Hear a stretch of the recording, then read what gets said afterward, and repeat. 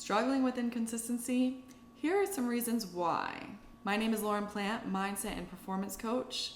All of my information is in the description, along with a free discovery call with me if you're interested in coaching. If you're listening on podcasts, please leave a review and a rating. That would be super helpful to me, as well as if you're listening on YouTube, please give this content a like, subscribe to my channel, or chat with me in the comments. I love to hear your feedback. That will help me in reaching more people and spreading this content.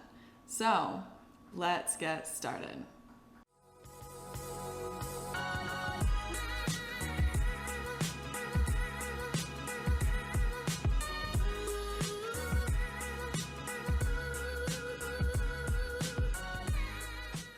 Struggling with consistency. I get this a lot as a coach. A lot of my clients, they struggle with consistency. Now, consistency can look different for many different people. For some people, struggle with staying consistently happy, consistently motivated, consistently energetic, consistently positive, or maybe just consistent emotional regulation. So this looks different for many different people depending on your goals and where you're at in your life. What you want to do is understand, okay, why am I being inconsistent? Why is my mood inconsistent? Why am I not consistently happy? Why one day I'm happy and the next day I'm not? Why one day I'm motivated and then the next day I'm not? Asking why is a powerful, powerful tool that you can use in your mind, because when you ask why, it gets you curious and you end up on videos like this, right? And this is where you learn. So what we're going to do is go through some of the reasons why you may be inconsistent. The first one is maybe you're addicted to chaos. This is a strange one, but not uncommon. So if you're addicted to chaos, that means you really enjoy the hype, right? And pay attention to your personality when you ask yourself this question. Am I addicted to chaos? Do I really enjoy hype? Do I crave high intensity? Do I crave constant engagement, high engagement type of activities? Am I able to sit in balance? And if I am in balance or moderation or some form of state of being enough, do I get uncomfortable? So this is that roller coaster, being addicted to chaos. And typically where this comes from is from your past, as does most. So in some way, shape, or form, when you grew up, in your experiences, somebody in your life was extremely inconsistent. Maybe their moods were inconsistent. One day they were kind to you, the next day they were really mean, or one day everything was safe, and then the next day it wasn't. And now your nervous system and your whole body has accustomed to being comfortable in that state of the high highs and the low lows, which is something real estate is known for, if you allow it to be. So pay attention to your past. Ask yourself, what did I go through? How did I grow up? What kind of environment did I grow up? Did I grow up in an environment that had really high highs and really low lows? You may be, without consciously knowing it, addicted to the chaos. Now, what that will do for your consistency is, again, just like how somebody in your past or someone you grew up with was extremely inconsistent, now you're inconsistent. And you may have a couple of days where you're super motivated, you're ready to go, and then you may have a few days where you're burnt out, right? And that will get really difficult to manage if you continue riding those high highs and then just taking those low lows. You can get to the same place in a balanced manner, using moderation, using some form of, just being relaxed. But all of this can cause perfectionism, can cause people pleasing, can cause anything that's going to spike your adrenaline. And adrenaline is trauma. From trauma, and it's when your body is not in its normal state of peace. So what we're probably seeking is a little bit more peace mixed with our success or mixed with our level of happiness. So addiction to chaos is a very real thing. I went through it myself. I was definitely addicted to chaos. When I went out, I couldn't just have normal conversation and just sit at a bar and hang out. I wanted to go dance at the club. I wanted it to be really loud music. I wanted extremeness, right? It's either 0 or 100. I, at work, couldn't really just manage a few leads and just nurture them. I had to have a ton of leads all at the same time, constant overwhelm all the time, because that's what fed my comfort zone. It made me very successful for a very long time, but it depleted my soul and it didn't make me very happy, and I hit burnout. I would have made it even further if I moved forward in a balanced manner. So that's what I do now that I've checked in with myself and understood that about myself. So I am a recovered chaos addict, and it's easy to get over if you take the time. And we'll talk about all of those ways in which you can resolve your consistency struggles. Second one is you're attached to the outcome. So detaching from the outcome is an extremely important piece of being consistent. So if you do not detach from the outcome, you're going to hit overwhelm, freeze, procrastination, things like that. These are all responses to you getting overwhelmed, to just looking at the bigger picture, right? If you have a goal to close a real estate deal, say you want to close $1 million client, and you're here, all you're thinking about is closing that $1 million client. You're forgetting about all of the little micro steps and the micro goals in between.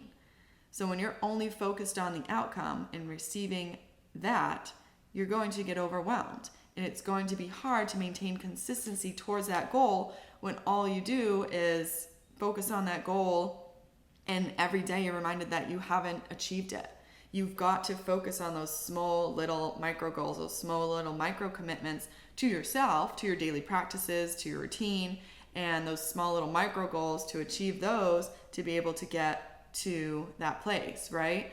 And what those might look like is just making sure I did my meditation this morning. The next one would be making sure I followed up with the client and had a good conversation with them.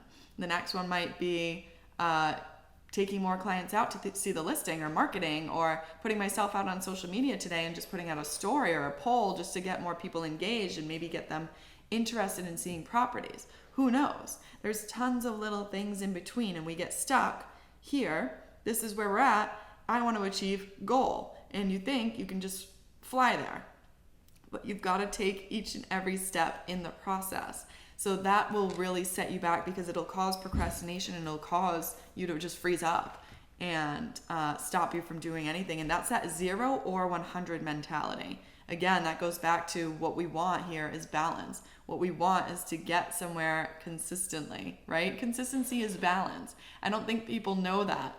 And when you don't live a balanced lifestyle, it's going to be hard to be consistent. You're going to be either 0 or 100 one day or the next. So we've got to get away from that 0 or 100 thinking and move more towards that, like, what's in between there? Black or white, there's this big gray area, right? And what's in between, there's a lot of work to be done in between there. So detach from that outcome, let it go, and allow flow, because that's when more spontaneous things come your way, and more success just drops right into your vision, your line of vision, for you to achieve more opportunities. Allow space for opportunities to come in front of you so that you can take advantage of those opportunities and grow from them. Maybe what you think you want is very different from what you actually want to achieve. So allow life to teach you. Allow life to be your teacher. I can't tell you how much my life has changed when I took that mental step of allowing life to show me which direction to go.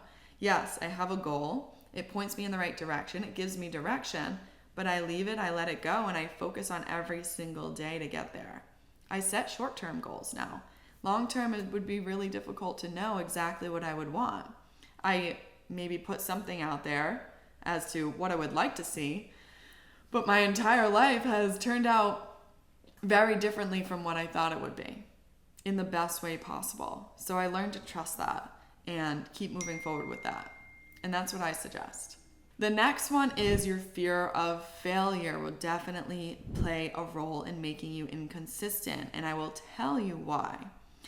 If you have this relationship with failure to where you see failure as a bad thing, you see it as a negative, then every time you make a mistake, every time something goes wrong, which is a part of life, you're going to receive it as a negative. You're going to receive it as something you did wrong, or receive it as a setback.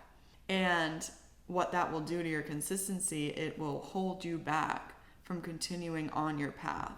It'll knock you down, and it'll just make you feel bad about how you're moving and not think in a positive way. So what we want to do is reestablish that relationship with fear.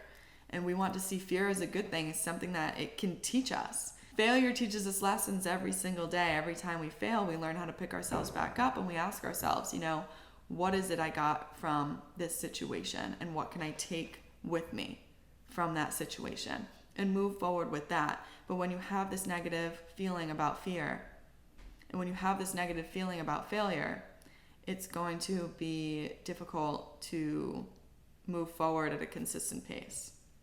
Your mood will be inconsistent, your energy will be inconsistent, and what you have to do is work on your mindset around that. Once you reestablish that new relationship with failure, it's going to get a lot easier for you to continue moving forward consistently. I can tell you personally, I did this, and that's when I started to really become more consistent. I never struggled with being actively consistent, like always doing my tasks, always doing the things. But what I struggled with was my energy and my motivation and my mood to be consistent. I wanted to feel good all the time, and I didn't, because I didn't look as failure as a lesson, and I still struggle with it at times. I'm somewhat of a perfectionist, and whenever I fail at something, I think that equals suffering. So if I fail, I will suffer, which the two do not have to be related. So as I started working on that for myself, failure equals lesson equals achievement. And embodying that, I was able to feel consistently good on a day-to-day, every single day. It actually changed my life. Like, I can honestly say I'm happy and successful. And I'm happy because I started looking at failure in a different light. The next one is fear of success. Fear of success is a vicious cycle. And that is because every time something is going good for you, you're kind of in the back of your head, like, when's the other shoe going to drop? So you sabotage it for yourself instead. And that's that vicious cycle of fear of success. Everything is going really well, you're getting ready to execute, things are about to start coming your way, and then your mind almost can't believe it's going so well, so you sabotage it. And that's something to wrap your head around. Do I have a fear of failure? Do I have a fear of success? Do I have both? And I just made a video on fear of failure versus fear of success. You should go check that out. And once you realize, okay, I'm in this vicious cycle of like, I'm succeeding. Okay, let me screw it up for myself. That will impact your consistency. It's going to put you in this cycle of up, down, up, down, up, down, kind of linked to the addiction to chaos. Looks a lot like that roller coaster that you ride. So they could be correlated depending on who you are. So you're gonna want to work through that fear of success that you might have. And any of these things, you guys know I'm a coach and I work heavily on, but also find support, find guidance to better help understand yourself. You cannot fix the engine if you don't know what's wrong. So understand what's going on in here. The more you understand about yourself, the more you'll be able to navigate through that. So if you have a fear of success, that may be one thing that's really, really holding you back. Because again, that's going to cause you to not feel very good about yourself, because you know your potential, but you keep messing it up for yourself. You keep sabotaging it. Self-sabotage is a very real thing. And it could show up in many different areas of your life. Like, we're talking about real estate here, but you see people do it in relationships all the time. God forbid that they are worthy of love, right? God forbid you're worthy of success. God forbid you're worthy of good health. It can show up in the area of your health. You don't know what health looks like. Your family or whoever you grew up with, you never saw that.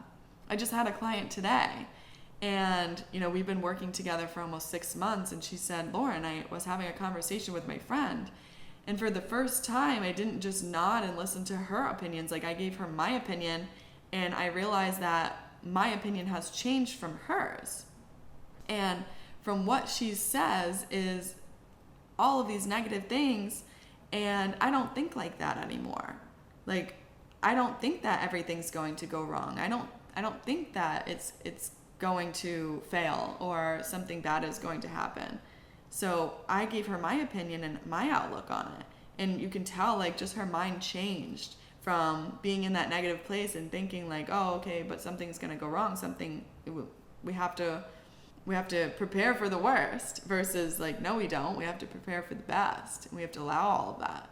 And it was really cool to hear her say that. So those are 4 ways that you may be struggling with consistency. Now, I'm going to tell you how you can overcome this issue.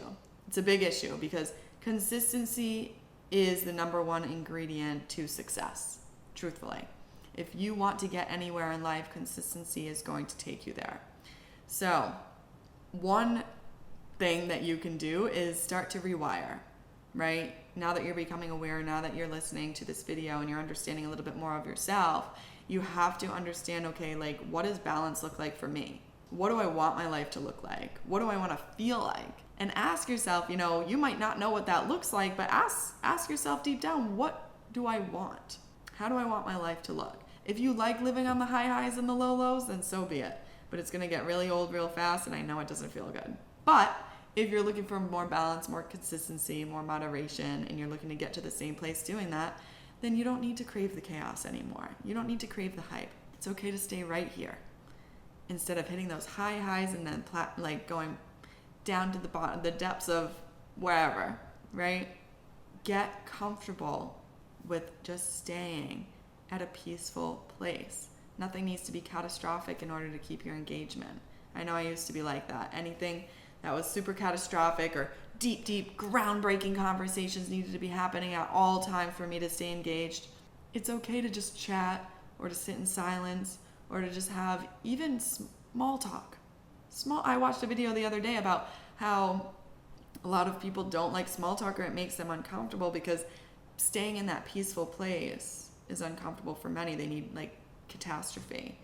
They need something groundbreaking, but that's nowhere to live at all times. That's a lot of energy to be taken out of you.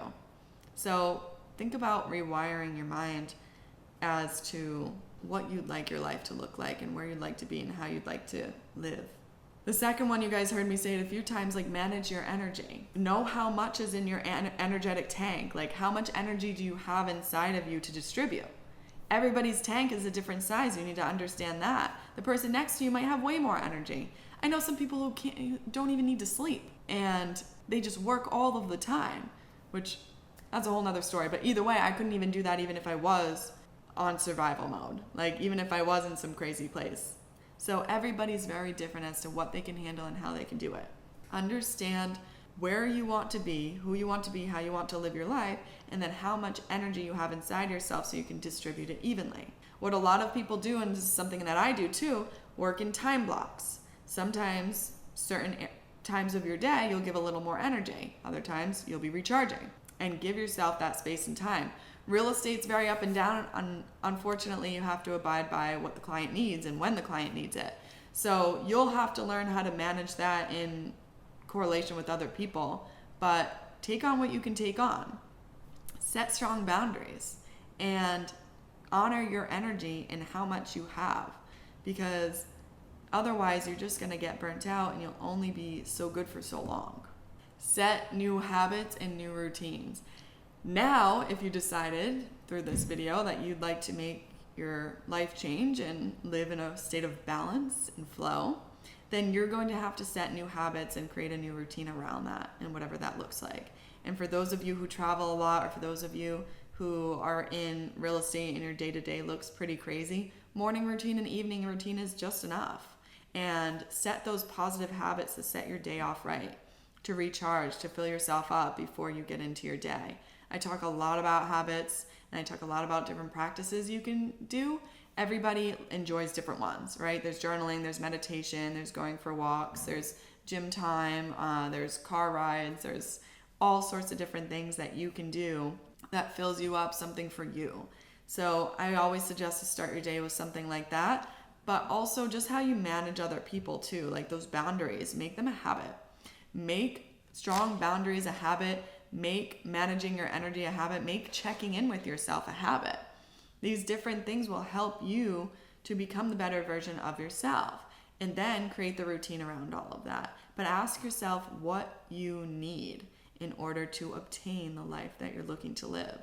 This life isn't all about money. It's actually rarely about money. What we really want to do is live up to our full potential, purposefully, and live the life we want to live. Feel loved, feel accepted, feel appreciated, all of these things we feel good, feel seen, feel heard. And just know that within yourself. Money is a great goal, fine, but it really just gives you the means to live the life that you want to live. So focus on understanding that life you want to live and how much money you really even need to do that. Odds are it's probably not as much as you think. But don't get caught on that hamster wheel and just constantly running in circles. Find yourself, and then you can fully be yourself. The last one I'm going to suggest, and I already said this, is work with a coach, work with a therapist, work with somebody who can give you support and guidance in the direction as to where you want to go. Because you can do things alone, but sometimes it's easier when you have somebody else, and it'll get you there faster. And if it can save you time is a way of currency too. So again, it's not all about money. Manage your time, manage your energy, yes, manage your money too. But think about the life you want to live. I hope that this information was helpful. It was really cool for me to kind of research all of this and talk about it too. It's something I've been implementing in my life, moment by moment, day by day, and it's not easy stuff. So give yourself some grace, give yourself some time, and remember that it takes 65 days to create a new habit that becomes more like autopilot. You can create a habit in lesser time, but I find that 65 days is that sweet spot where it becomes autopilot, it just becomes a part of your lifestyle. So work on that stuff, and I'd be interested to hear your feedback in the comments. Again, like, subscribe. If you're on podcasts, leave a review. And as always, good luck.